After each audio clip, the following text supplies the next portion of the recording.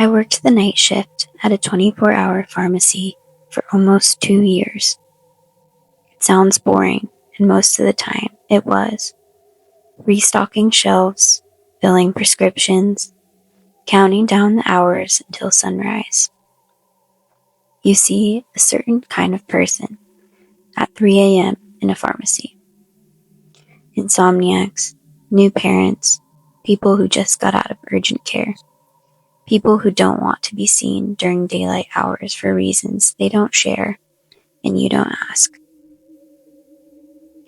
You quickly learn to read people, not in a dramatic way, just the low-level awareness you develop when you're alone in a building at 3 a.m. and a stranger walks in. You notice things without deciding to. The man who came in on a Tuesday night in February is someone I've spent a long time trying to forget. He came in around 2 a.m., which wasn't unusual. The door chimed. I looked up from what I was doing, and he was already moving through the store before I'd fully registered him. Tall, dressed neatly for the middle of the night. Dark jacket, clean shoes, hair combed. He walked the aisles slowly, not picking anything up, just moving through the store like he was learning the layout. I said good evening, asked if he needed help finding anything. He stopped at the end of the aisle and looked at me for a moment before answering. He said, "Not yet." Not no, not just browsing, not yet. I kept my expression neutral and went back to what I was doing, but I watched him in the security mirror above the register. The convex kind that shows the whole store in a fisheye view. He moved through every aisle methodically, spending a minute or two in each one, not picking anything up, not lingering over any particular product. He ended up at the counter. He put one item down, a box of cold medicine. The kind you have to show ID to purchase because of the ingredients it contains. Standard thing. I asked for his ID, which he produced immediately, and I processed the transaction without incident. While I was ringing him up, he said, still in the same uneven, hurried voice, "You're here by yourself tonight." I said we had staff in the back, which was sometimes true and sometimes not. And that night was not one of those nights we did, but I'd learned early that you never confirm you're alone. He nodded slowly, like he was considering that, and said, "I've been in a few minutes. I don't think I've ever seen someone else working with you." I looked up at him. He smiled, small, measured, and said, "You always work Tuesdays and Thursdays and every other Saturday." My schedule. He knew my schedule. I kept my voice completely flat and said, "Is there anything else I can help you with tonight?" He held my gaze for a moment that lasted slightly too long, then picked up his bag and said, "Not tonight," and walked out. I hurried to lock the front door the moment he was gone, something we weren't technically supposed to do during business hours, and called my manager. She told me to stay on the line with her, which she did for the rest of the shift. I checked the records the next morning with my manager's help. The name on the ID he'd showed matched a real person, but the address on file was an empty lot on the other side of the city. The ID had appeared legitimate enough to pass for standard check. He'd been in 4 times before that night, always late, always when I was working, and always bought something small, something that required interaction at the counter. We reported it to the police and installed a second camera behind the register that week. They took a report, ran the name, came back with nothing useful. He never came back after that night. I don't know if the locked door spooked him, or the camera, or just the fact that I'd stopped pretending not to notice. I'll never know which one of these things made the difference. I transferred to a daytime shift the following week and never went back to nights. Some things you can't unknow once you know them. Like the fact that someone had been counting which nights I worked and how many times he'd have to come in before I started to recognize his face. And the fact that that Tuesday, the night he told me he knew my schedule, was only the fourth time. He was still at the beginning of something. I try not to think about that in the middle of what it might have looked like.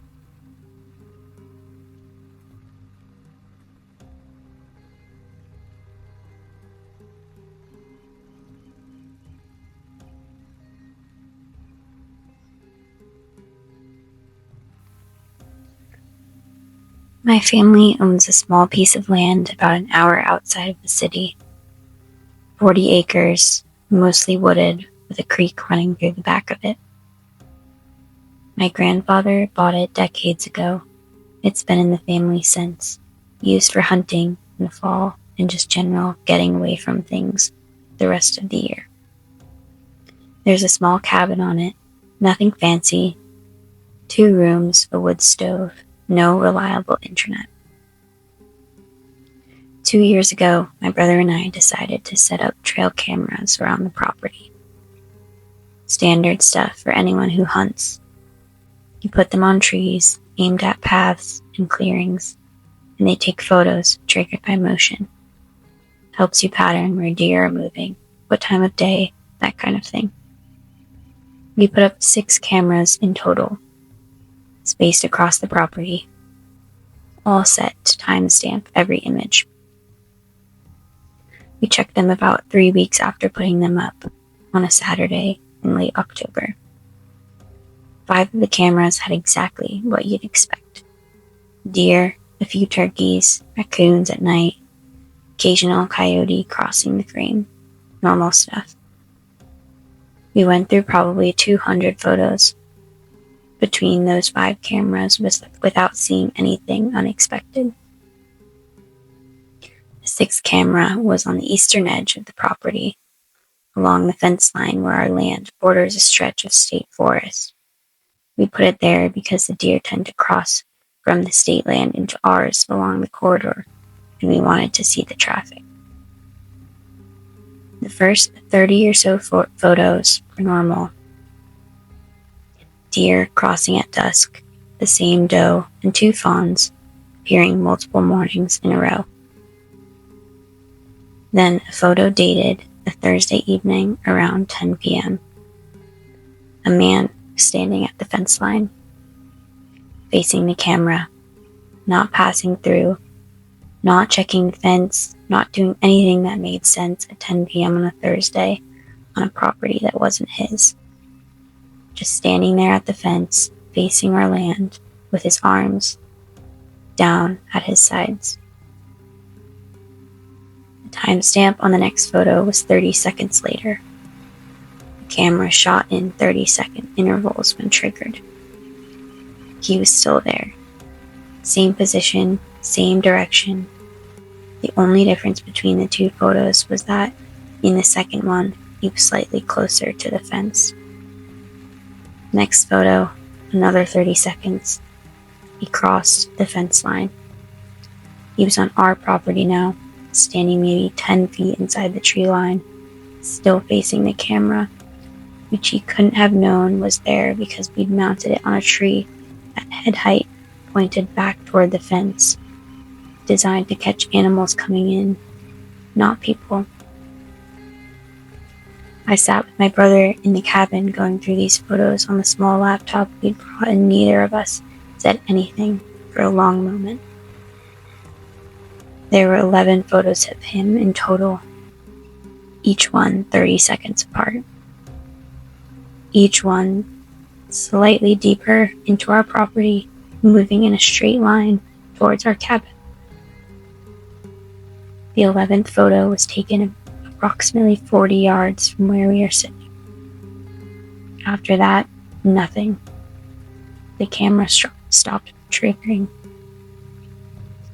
Either the man had moved out of the frame or he'd found the camera. The next morning, we discovered the camera on the eastern fence had been turned around on its mount. Still attached to the tree, still powered, but rotated to face away from the property, facing the fence, facing back toward the state forest.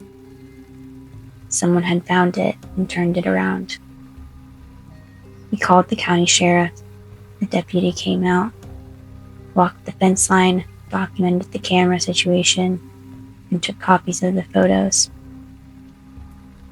He said without being able to identify the individual, there wasn't much to actively pursue, and that they had increased patrol along that road. He asked if anything in the cabin had been disturbed. We hadn't thought to check carefully before he asked. We went through it together. Nothing obviously missing, and nothing was broken. But in the back room, the smaller of the two, where we kept extra gear and supplies, the room we never went into, because we didn't really ever need anything from it, the deputy found something. A chair had been moved, positioned in front of the small window in that room that faced east, facing the direction the man had come from. Someone had sat in that chair and looked out the window. The deputy couldn't say when. Could have been recent, could have been older.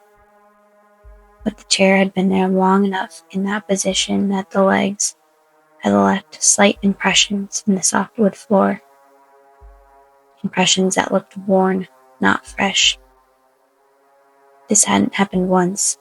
Someone had been coming into that cabin, letting themselves in, and sitting in the chair, looking out toward the eastern fence line on more than one occasion. We changed the locks that same day, added 2 more cameras, these ones pointed at the cabin itself, installed a motion-activated light on each corner of the structure. New cameras have never caught anyone since, but I've looked at those 11 photos more times than I can count. Usually late at night when I should be sleeping, I zoom in on his face every time, trying to make out details that aren't quite clear enough in the resolution. What I always come back to, and what I can't get past, in every single photo, he's facing directly toward the camera. Not toward the cabin, or any particular fence on the land, toward the camera. Camera he couldn't have even known was there. Never found an explanation for that, and I don't think I'm going to.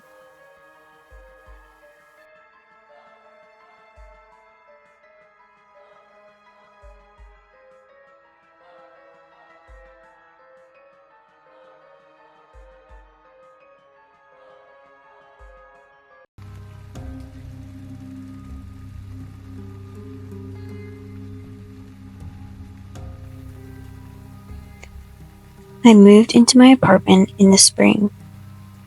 3rd floor of a 5-story building in a city I'd just relocated to for work.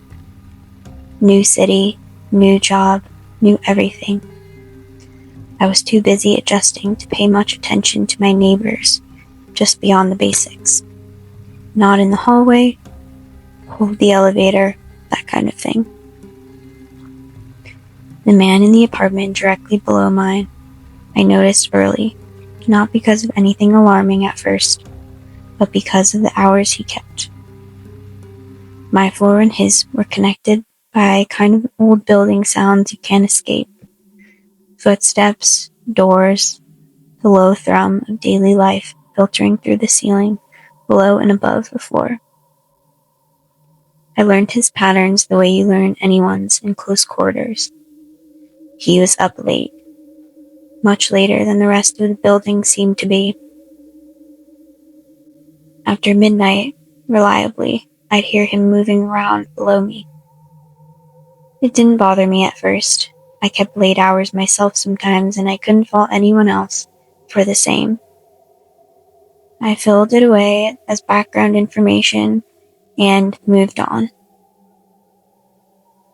The first thing that actually unsettled me happened about 6 weeks after I moved in. I was coming home from work on a Wednesday evening, stepped into the lobby, checked my mailbox. The man from below was there, also checking his mail. We'd exchanged maybe 2 words in 6 weeks, so I just nodded. He said, "Long day?" I said, "Yeah, pretty long." He said, "You usually get home earlier on Wednesdays." I looked at him.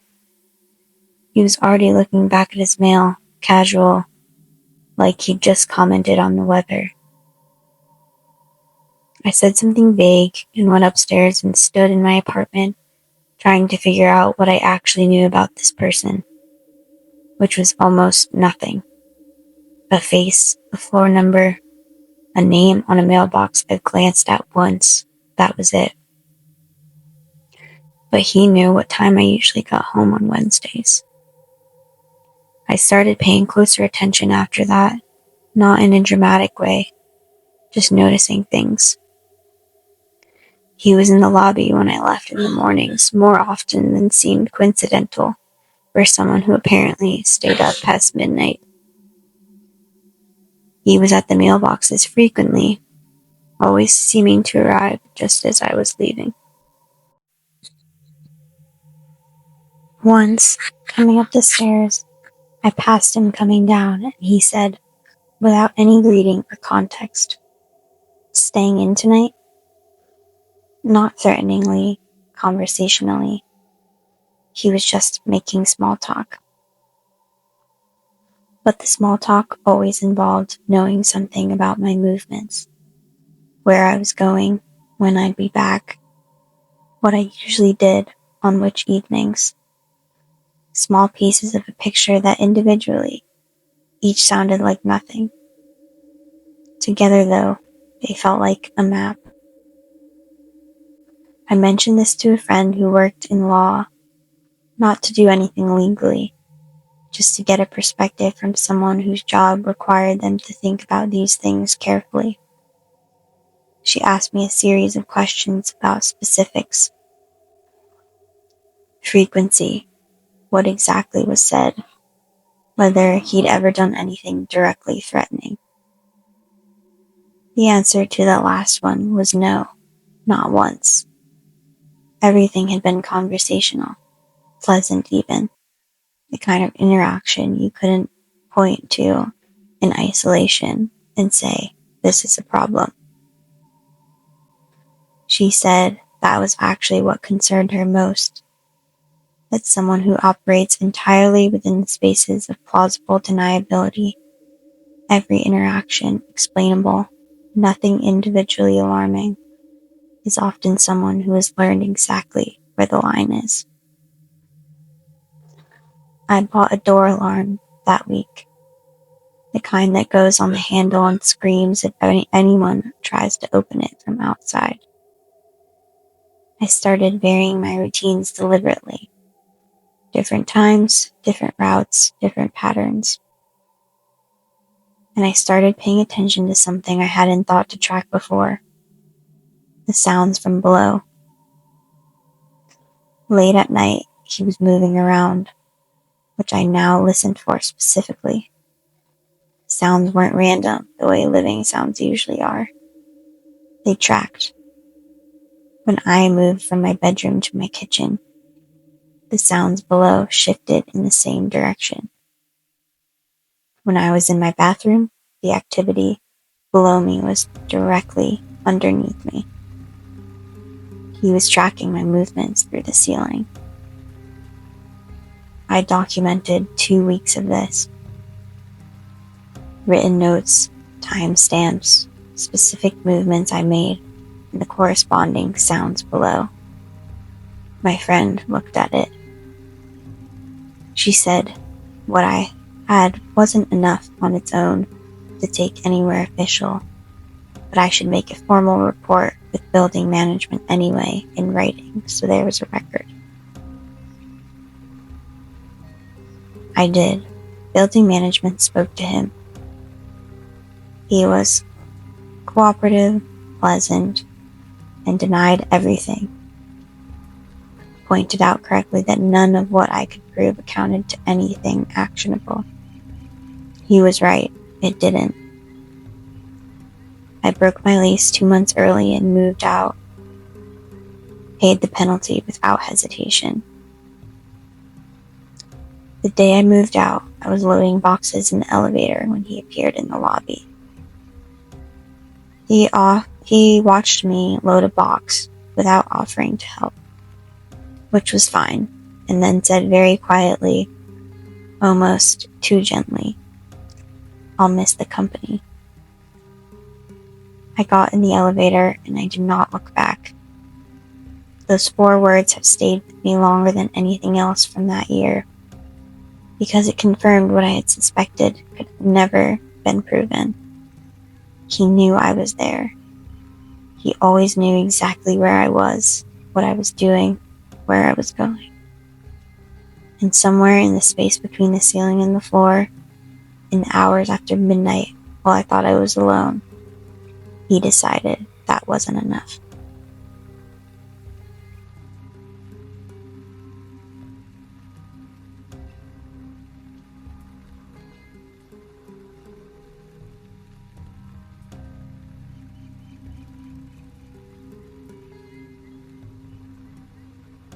I want to start by saying this wasn't something I went looking for. I wasn't poking around where I shouldn't have been. I wasn't doing anything unusual. I was doing something as mundane as cleaning out a storage unit. The kind of thing you really put off for months until you finally have a free Saturday and no more excuses left. The storage facility was one of those larger outdoor ones on the edge of town. Long rows of orange doors, numbered units, a keypad at the entrance gate. I'd been renting a unit there for almost 2 years, mostly furniture from an old apartment. Boxes I hadn't opened since I moved, the accumulated overflow of a life that kept outgrowing its containers. I went maybe 4 or 5 times a year, grabbed something I needed, and left. Never spent more than 15 minutes there. This particular Saturday, I was there to actually go through things. A full morning of sorting, keep, don't, throw away, donate. I bought coffee, a folding chair, good music in my earbuds, and every intention of getting it done in one trip. The facility wasn't busy. A Saturday morning in early spring, still cold enough that most people weren't motivated to deal with storage unit projects just yet. I passed one other person on my way in, a woman loading boxes into a van 2 rows over. And after that, I didn't see anyone else for the first hour or so. My unit was in the back row, which I'd always slightly disliked because it was farther from the entrance and the lighting back there was worse than the front rows. 1 overhead fixture for every 2 units, and mine happened to sit between 2 of them, in the dimmer middle zone. Daytime was fine, but I'd never been there after dark. I got into rhythm pretty quickly. Opened boxes, made decisions, stacked things into piles. It's the kind of work that's almost meditative once you get going. You stop thinking about much and just move through it. About an hour in, I became aware of something I just couldn't really explain. The feeling of being watched. I know how that sounds. I know it's easy to dismiss. But if you've ever actually felt it, not imagined it, not talked yourself into it, but actually felt it, you know it has a specific quality. that's different from general unease. It's directional. You feel the source of it before you consciously locate it. I took my earbuds out and stood still for a moment, listening. The facility was quiet. Wind moving through the rows. A distant car from the road beyond the fence. Nothing else. I looked around at the units across from mine, at the row behind me, at the entrance to mine now at the far end. Nothing. All doors closed, and nobody visible. I put one earbud back in, left the other one out, and just kept working. But I didn't stop paying attention. About 20 minutes later, I heard it. Footsteps, moving along the row behind mine. A parallel row on the other side of the back wall of my unit. Slow footsteps. Not the purposeful kind of someone moving between their car and their unit. Slow in a way that sounded like someone was moving without a specific destination. I kept working and thought to myself that facilities like this have other customers. People move through at all kinds of paces. But the footsteps did not pass. They slowed further and then stopped, right behind the back wall of my unit, on the other side of a metal wall maybe 4 inches thick. I stood still and listened. Nothing for a moment. Then, very faint, so faint I almost second-guessed it, the sound of someone breathing on the other side of the wall. I told myself it was imagination. Told myself I was in a quiet place doing solitary work, and my brain was filling in gaps the way brains do when they're understimulated. Then I heard something that wasn't imagination at all. Knuckles. One slow knock against the metal wall from the other side. Small knock, like someone checking if the wall was hollow, like someone confirming something. I didn't knock back. I stood still. I stepped to the entrance of my unit and looked down the row in both directions. Empty. Nobody visible in either direction. I walked to the end of the row and turned the corner into the parallel row, the one behind mine. A man was standing in the middle of that row, about 30 feet from me, facing my direction. He was maybe 60 years old, nothing really distinctive about his presence, wearing the kind of ordinary clothing you wouldn't remember an hour later. He was just standing there, in the middle of an empty row, no unit door open, no cart or boxes, or any indication why he was there. We made eye contact. He didn't move, he didn't speak, didn't offer any of the normal social signals people exchange when they're unexpectedly face to face with a stranger in a quiet place. He didn't nod at me, no slight look away, no acknowledgement that this was really an unusual situation. He just looked at me with complete stillness in his eyes that felt like he was calm and more like patience. I said, loud, "Can I help you with something?" He said, "Just looking." Just looking? In a row of closed storage units with nothing to look at?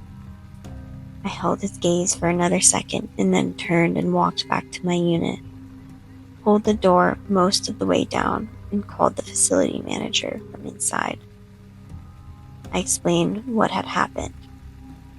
The footsteps, the knock on the wall, the man in the row with no apparent unit of his own. The manager came back within a few minutes and we walked to the rows. He came to my unit and told me the man was gone. He checked the log gate. Only 4 access codes had been used that morning, including mine.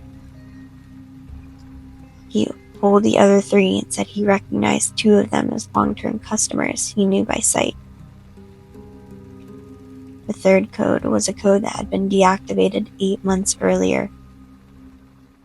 A former tenant whose rental had lapsed and whose access should have been cut off automatically when they stopped paying. But the gate had let him in anyway. It was a system error, the manager said. It happened occasionally with older codes if the database hadn't fully synced. They fixed the error and filed a report. He reviewed the camera footage. There was 1 camera at the facility entrance and 1 at the front row, neither of which covered the back rows where I was. The man was on footage entering through the gate, and he was particularly at an obscured angle. Dark jacket, average height, nothing that could identify him. What the manager told me next, trying to be reassuring, had the opposite effect. He said the deactivated code belonged to a unit in the back row, the parallel row, the one directly behind me. The man hadn't been a random person wandering a storage facility. He'd gone directly to the row behind mine, stood behind my specific unit, and knocked on the wall between us. He knew which unit was occupied that morning. The manager couldn't explain how. No one had seen me arrive. My access wasn't visible on any exterior display. I picked up what I had sorted, locked the unit, and didn't finish what I came to do. I transferred everything to a facility to my apartment 2 weeks later and canceled that rental. I've thought about it a lot since. The specific details that bother me most isn't the knock on the wall, or the stare, or the deactivated code. It's the timing of it all.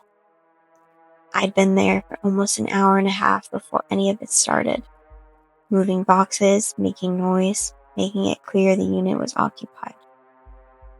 He didn't show up when I arrived. He showed up once he'd had enough time to figure out I wasn't alone.